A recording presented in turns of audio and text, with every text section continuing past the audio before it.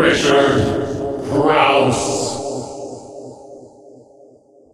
I wanted to ask you about one thing that I read that you said after a screening of it in Sundance, and you said, this movie is morally indefensible. Tell me what you meant by that. Well, it is kind of. I mean, I constantly think of what the Christian right would say about this movie. I think that it pushes boundaries, and I think it pushes boundaries that we're uncomfortable to push, and I think that the best movies in this genre, that's kind of what they do. And I think that generally I'm not a fan of this kind of genre because I feel like the risks that people like David Cronenberg, took, from the beginning are not often taken. And so when I love a movie in this genre, I absolutely love it. And I felt that way when I read this script. I was just so astonished at its courage. And at times that courage is questionable. I mean, I think it goes to places that you don't necessarily want it to go, and it makes you really uncomfortable. And again, I sort of feel like that's what, interesting art does a lot of the time. It doesn't always have to do that, but it's pretty great when it does. Well, for me, I was trying to figure out how I would explain this movie to people without giving anything away, right? Because there's a lot of sort of twists and turns, and you don't want people to know too much about it going in, because then the great pleasure of the movie is kind of ruined. So I was kind of thinking, well, if I was to describe it to people, I'd describe it as kind of a mix of Mummy Dearest and Frankenstein. That's actually pretty good. I would say there's a pretty large dose of Freud at his most horrifying in there as well. And I think, one of the things that really drew me to the film is when I was reading the script, every time I got to a place where I thought, oh my God, can you imagine if this happened? But thank God it won't, because it's a movie and they'll never do that. Right.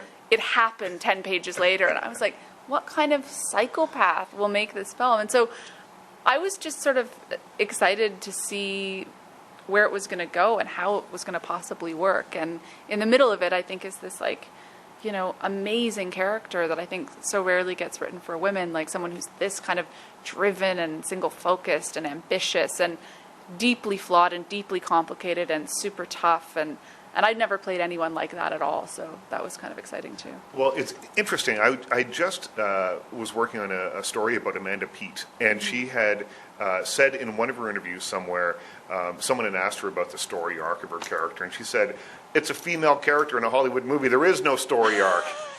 What do you think? I admire her so much for saying that. That's amazing. Yeah. Good for her. Yeah. She said, I'm a bad girl, and that's what it is. That's what my character is. She's a genius. Because it's weird. I was just, in thinking about doing this junket today, and you're my first, so I'll actually have things to say and, be honest in some way before I get completely deadened into the, repeating the same stuff over and over again. But I was thinking about, this morning and last night about how do you do a junket like this and how do you promote a film like this and not be unbelievably bland and boring when you do it. Because the truth is, someone pointed out to me yesterday, I was having coffee with someone, and someone said, have you ever heard anyone ever say anything other than, I love the director, I love my co-stars, it was a fantastic experience? And you kind of want to go, well, it makes sense to say that, and, on this movie that was pretty much the case. But there's some sense in which you feel like, what is the point of listening to actors talk about their experiences on a film, because you don't really get anything more complicated than that. So I love the idea that she kind of broke with that, and I'm sure got in major crap about it from, the publicist and the distributor and the producers, to just say, this is formulaic. I played this. It wasn't that interesting. I think it's fantastic. Yeah. Well, it's funny because when you do these interviews, I know from my experience, I've written a few books, and I do, sometimes I'm the interviewee. Interviewer, I'm the interviewee. And when you do 30 interviews in a day about the same thing that, people haven't read the book, or they haven't, they haven't thought about it, they're asking the same questions. And I know what a sort of deadening kind of process it can be. But I remember doing interviews for a movie called Punch. One time it was a Canadian film, I think out of Halifax. Oh, I remember that. Yeah, about female boxing. Yeah. And the director And God love him, he was like, you know what? I didn't get to do the things I wanted to do in this movie. And it was the most absolutely honest interview I've ever done with anybody, because so often, you're right, it's just the same kind of platitudes that they're throwing out. I loved working with him, it was so much fun, and we laughed, and I know. And so when I read then the choice becomes, you're either going to be boring or grumpy. You know what I mean? Like, there's got to be a third way. Let's find it right now. I know. Let's find it right now. Tell me a little bit about the character then. You described her briefly just then. I loved her because I thought that she was something that we don't normally see in genre movies, you know, and this is a genre film. It's a sci-fi horror.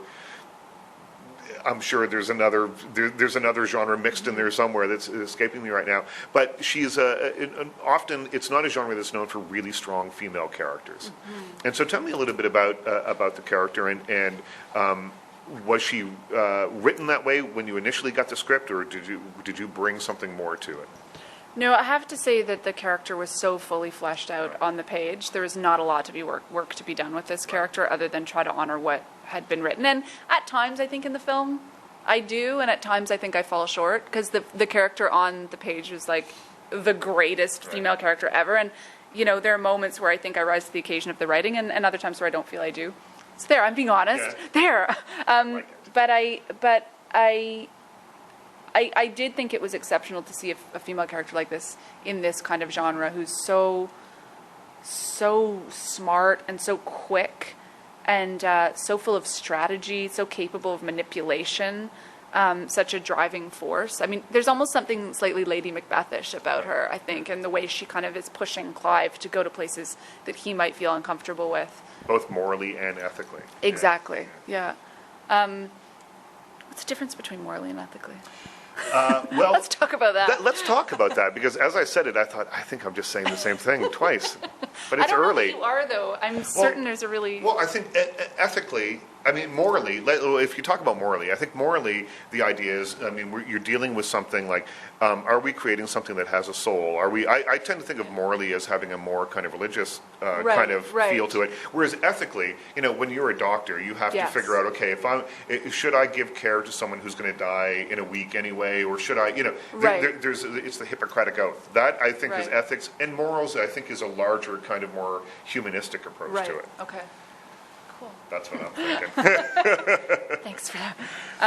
But yeah, no, I think she is somebody who wants to push every boundary to see her own sort of visions realized. And I think like many people who are extremely ambitious and extremely productive and extremely tough and able to sort of negotiate their way fiercely through the world, I think she's running away from an incredible amount of pain.